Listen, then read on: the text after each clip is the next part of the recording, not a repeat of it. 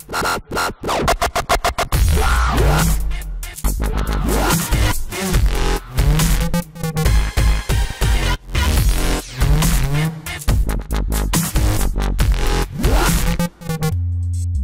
this is Christian Buckley with another MVP Buzz Chat, and I'm here with Sarah. Good afternoon. Hey, Christian. Hi, everybody.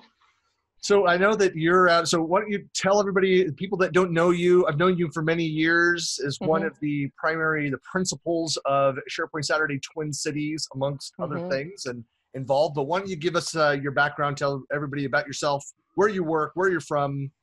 Fantastic. My name is Sarah Haase.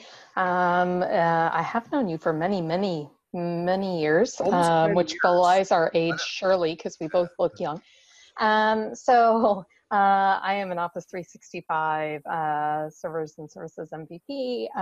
Tend to work for very large companies, helping them figure out their collaboration, adoption, and governance strategies at the organizational level. So most often focusing on SharePoint and Office 365. And I've been in that space for a very long time, more years than I will say.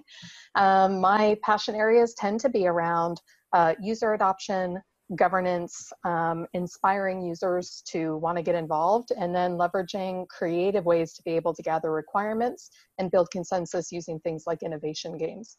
I just had this conversation a couple days ago about how over the span of the last decade, and this is actually why I think we initially connected while coming to speak at the event, because 10 years ago, 8 years ago, 7 years ago, there were very few people that were talking on the end user adoption, engagement, and governance side of things. It was more, dev-centric, IT pro-centric topics around the technology specifically. And there's a handful of us, and there's more and more of us now, which is great to see, that we're focused on, that's all great. But if people aren't adopting it, if they're not actually, leveraging the technology, it doesn't matter how polished the deployment was of the servers or the services. It's, you've got problems on your hands. And so. Yep. In fact, before SharePoint Saturday Twin Cities, I think that we've been running events for 11 years now, I want to say, but before SharePoint Saturday Twin Cities even existed, the first ever SharePoint camp that I went to, which was the precursor to SharePoint Saturday Twin Cities, I went to in the Twin Cities. I was the only person on the agenda who was not delivering a dev or an IT pro topic.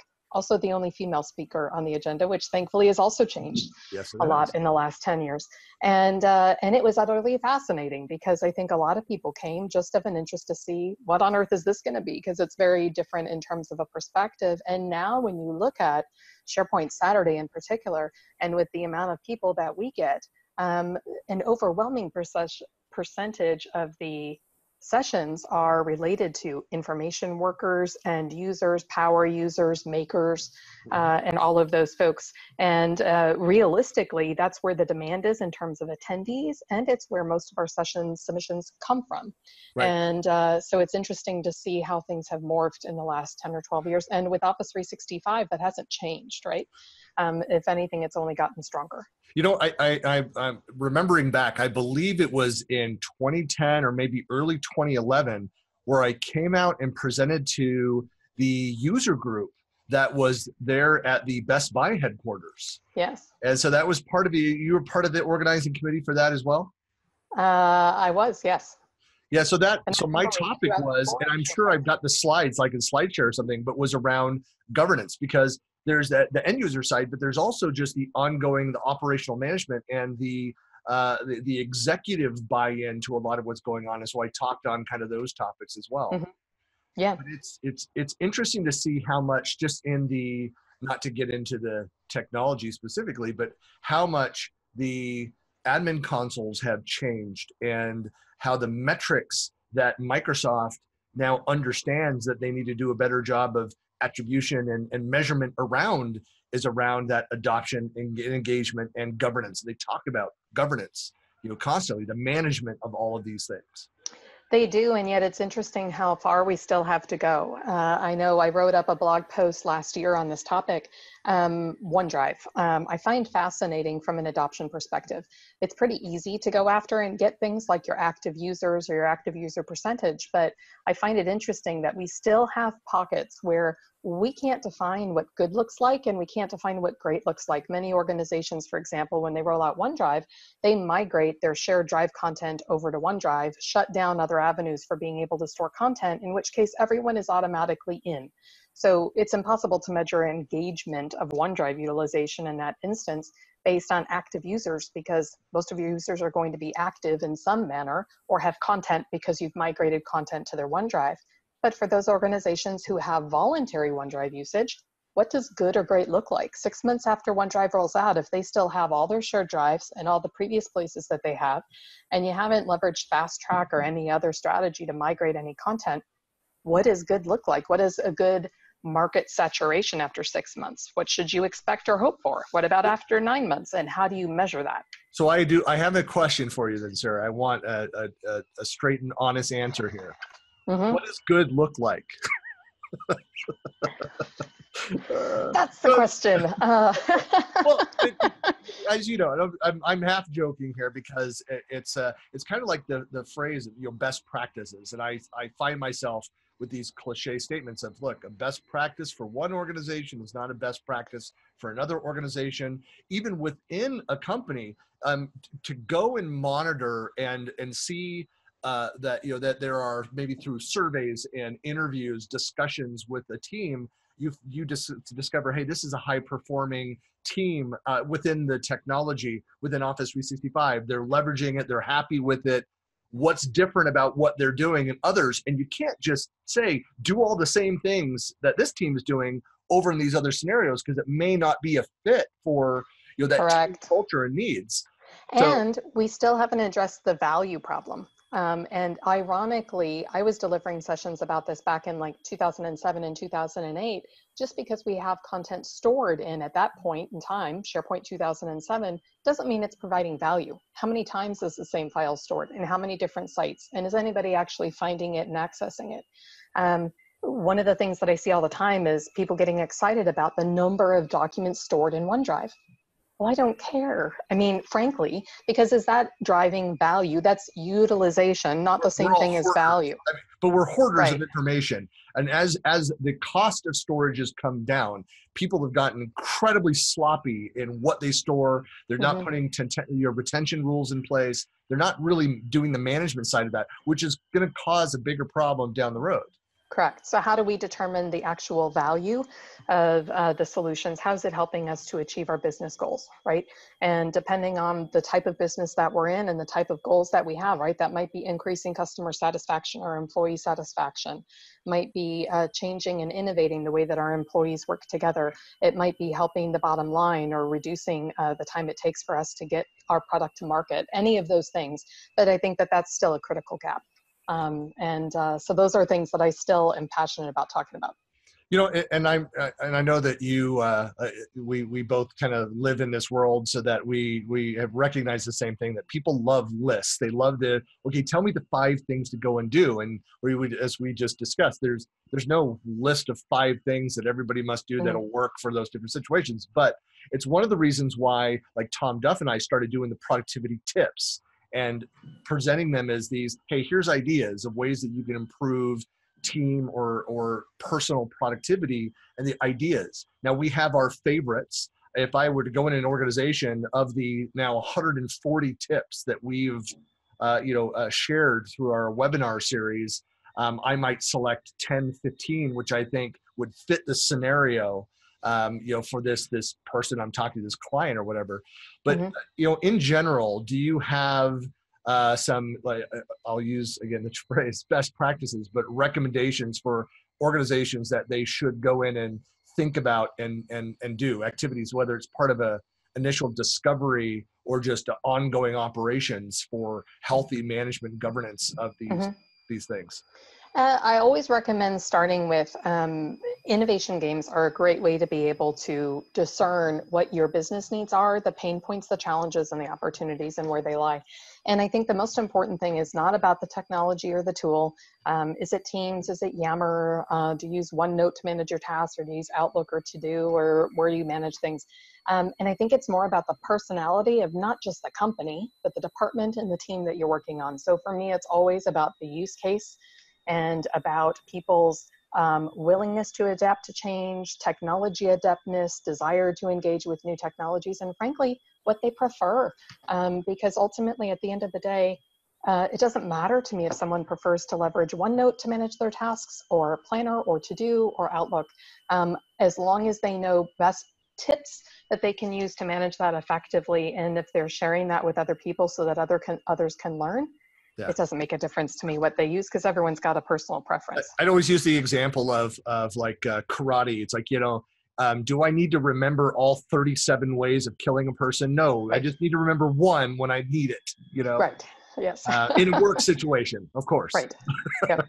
Oh, well, maybe you could also explain innovation games. So I've been in some of your workshops and sessions, go through that, but some people might not be aware of what that is. Right. So innovation games are basically, it's a loose set of gamification mechanics or gaming principles that you can apply to work situations to help you come up with quantitative and qualitative data. And so it's a series of facilitated exercise or events that you can run, usually with small groups of people, to be able to gather information and content from them. So you can use it to gather things like requirements, prioritize requirements, feature needs, for example. You could leverage it to determine, hey, if we're not going to roll out Office 365 as a big bang, which Office 365 apps should we focus on rolling out first? And you could use it to gather input from your users to be able to drive those kinds of strategic decisions.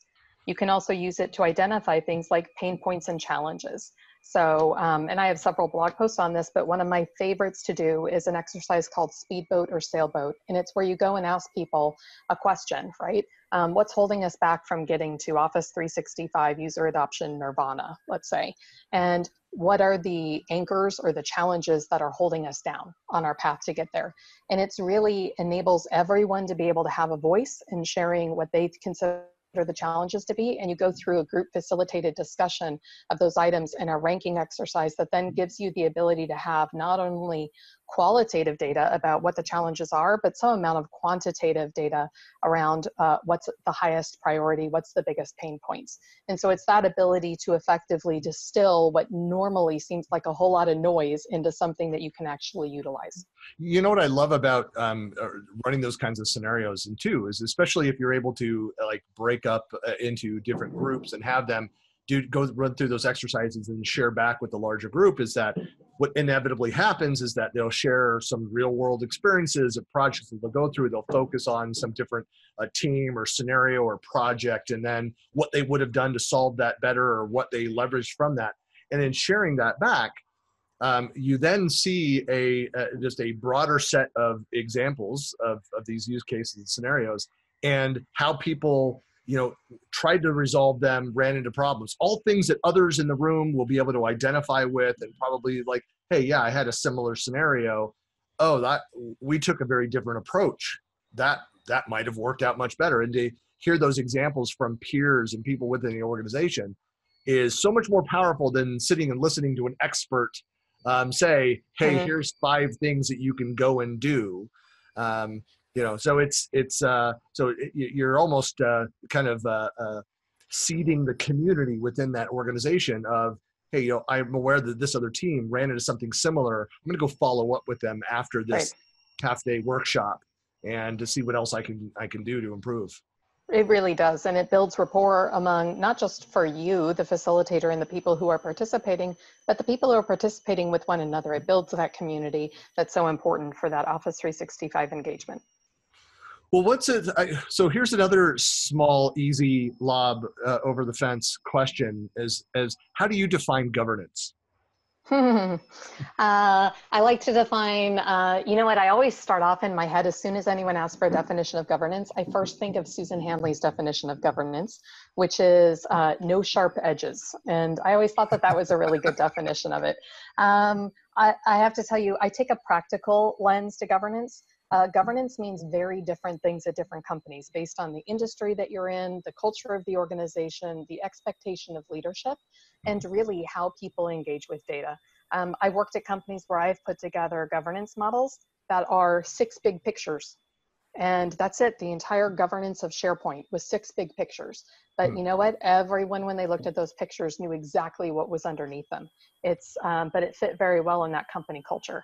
I've worked at other organizations in other industries where we had governance documentation that was a 42-page manual that got sent out quarterly, and we required site collection administrators to attest that they received it on a quarterly basis and could view it. So do I have personal preferences? Of course, but those are rarely what is called for in terms of deciding factors. So I like to take a practical approach and say that the governance, just like your user adoption plan, absolutely need to reflect the industry and the company that you're in. But again, going back to that whole idea of use cases, you need to find out what kind of governance that you need and what the aptitude is in your organization before you go after it. And I think anytime that we talk about a best practice that is build a wiki and make it look like this, is chronically lacking in having it be assimilated well to the needs of that organization. Well, it's in that it's also stifles then organizations. I find that when you run out and say, like I used to always say so I would, years ago, I built out project management organizations and business analyst teams, and did that as a consultant for a few years. And I would always say, like, I don't care what methodology that you use, have a methodology that's something that you adhere to and lean on for ideas of how to move things forward and look at where you can make operational improvements. But at the opposite end, I say, if you have a methodology, do not try to attempt to implement 100% of that methodology. Adjust where it's needed and throw away where it's not necessary. But the stifling part is that organizations, especially if there's a bunch of that's being dictated to them of how to go and do this and approach that, then they fail to move forward. It just stops them because they're just like, where do I actually begin? And so one of the messages that I'm constantly saying about governance is that draw a line in the ground. You're not going to be perfect with your metrics. You're not going to be perfect with all of the outcomes around that, but measure what you know that you can measure from that, move forward and adjust and evolve that as it goes forward and learn and make it, think of that. We talk so much now about those of us that are in this side of the business, the more, I hate this phrase too, of the soft skills side, but the governance and project management side and kind of all those things is that we talk about change management and learning organizations. And those organizations that can get good at change and recognizing and adopting and evolving around the changes as they are happening in this, especially with this evergreen technology that we now use, they're going to be better prepared for anything thrown at them by competitors within the organization or from the technology. I 100% agree. And I think that there's that magic in starting. And too often we hold ourselves back. Yeah. We hold ourselves back thinking that it's the analysis paralysis of how do I know that I'm doing it the right way? Or I'm not in a position to dictate that, or I'm waiting to get that promotion. I'm waiting to get that title that will give me the ability to set this for the organization. And invariably, if you start, you're going to get feedback and you're going to learn something and you'll improve over time. So I think that starting is absolutely the key. There's so one of the classes in business school. So one of my professors, Art Close, I'm still in contact with him. He ended up being, I did a startup that I started business school, was one of our advisors, and he's now out teaching in the Carolinas. But he just something that stuck with me, and he had an operations management class. Was the kind of like what is the role of managers, of management, is to make decisions. If you are stifled, you're not managing a process. I mean, like that's and so part of that is you take the limited information, and talented managers are able to make decisions and move forward based on experience, but with a little bit of information. Now, obviously, and I always love this example, like the more information you have, the better, but you rarely have that more information. You need to make a decision, move things forward. It's like a map. Like the most accurate map in the world is the one that's 1-to-1 scale. Very impractical when you're driving and pulling out the map and you have 1 mile equals 1 mile and it's all on paper in your car. But similarly with management, with governance, is that you make the best decision you can on the limited information that you have, but make a decision, go forward, and be watching the indicators. Hey, this was the wrong direction. We need to redirect this and move forward. You get the data, you get the measurement by making progress, whether it's progress forward, backward, sideways. You have more information, then can make a better decision on where to take the next step. And oftentimes taking a step and getting feedback on that step that you took, you might not otherwise have gotten any information to base your next decision on if you hadn't taken a step. So completely agree. Yeah, that's something that, there's a lot of upward training of kind of old school managers, senior managers, to recognize that the kind of those principles that we needed more information. We didn't know. We did the best that we could. And I think this also comes with an organization that is able to better recognize and transform with change, using all of these cliched catchphrases today. You're gonna get promoted for sure. It's we have to be able to learn. We have to be able to make mistakes. And I would always use the phrase, it's like, we're moving forward based on the information we have in front of us today. It's the what is the phrase that I use? It was this is the system of record today. Right. We're constantly adding to and we're adjusting to that, based on what we know today. Here we go. And I think upper management needs to recognize that sometimes that's where we're operating and we're doing our best. But right. Agreed. Interesting. Well, anything else that's going on? Anything else you want to, people getting in touch with you, kind of other assets out there? Have you written any white papers, any videos, anything that people should look at? I do have, recently, there has been a 4-episode podcast miniseries that I've been recording since last December with Daniel Glenn about Office 365 user adoption, and it's called The Coffee Chat on 365 Adoption.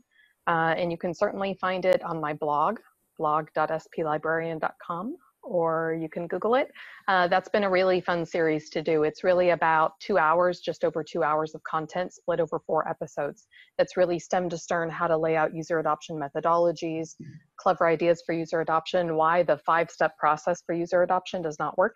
Just because an idea works great in one company does not mean it won't horribly fail in another. And how you can really take a look at things through your own company and cultural lens to be able to drive forward programs that will make a difference where you are.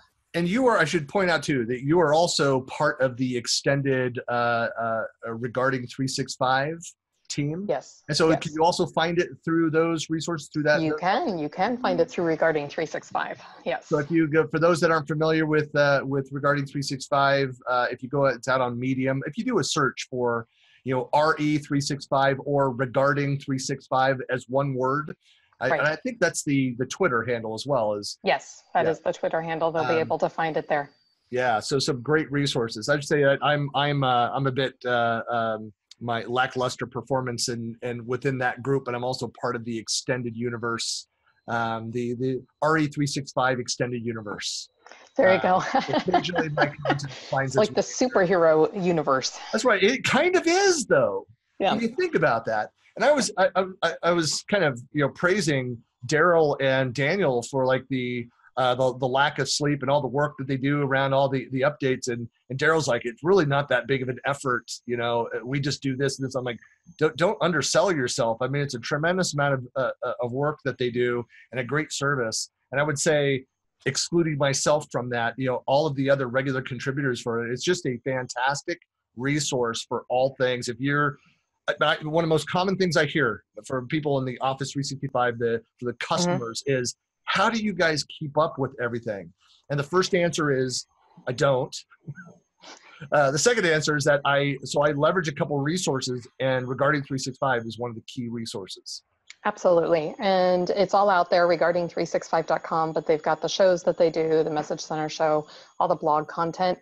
And it really is just a great coming together of everyone to be able to share their content in one area. And then you can jump off from there to be able to learn more about what all of the different contributors do. But a really good program. So it's amazing to me how much people are willing to give in this community and how much of their time and their personal time they're willing to put in to do things. Like this. It's just amazing. Agreed. Yourself included. And with all of your free time, of course, you help run twice a year the SharePoint Saturday Twin Cities. And what's the time frame for the next one? We usually do fall and spring. I don't have an announcement about a fall day yet. We're working on it. Won't press you on it. So I know that's out there for those that aren't aware, familiar with this. You have the spsevents.org that has SharePoint Saturday events that are around the world. Of course, it's more than just SharePoint. It's all of the Office 365 or even expanded universe, the Microsoft 365 as well. We're rebranding our event here in Utah to 365 Friday. Oh, nice. Take it to Friday. Just culturally here, we think we're going to get a better crowd on a Friday than we do on a Saturday. It's like here in Hawaii, Right. and Israel, I think Friday will perform better than But Saturday. it's understanding your local market and their use cases and their needs. So see, we're already practicing our user adoption skills. But Sarah, so you're at the helm of one of the largest global SharePoint Saturday events still. So I don't know what the numbers are like, but still it's one of the largest that's out there. It's been for a long time in the US. It was back and forth with Twin Cities and Houston for years, but then you guys just kind of... I think we edged it right out there. Yeah. Yes, and it's a lot of fun. We have a great community in the Twin Cities for SharePoint and Office 365. It's a family reunion twice a year. A great team. If you're in that part of the world, you definitely want to go take a look at it. And free is a great price. It's hard to beat that. So it is. Well, Sarah, thanks a lot for your time. SharePoint librarian, of course, and you can also find her out on regarding 365. But Sarah, thanks for your time. Thank you, Christian.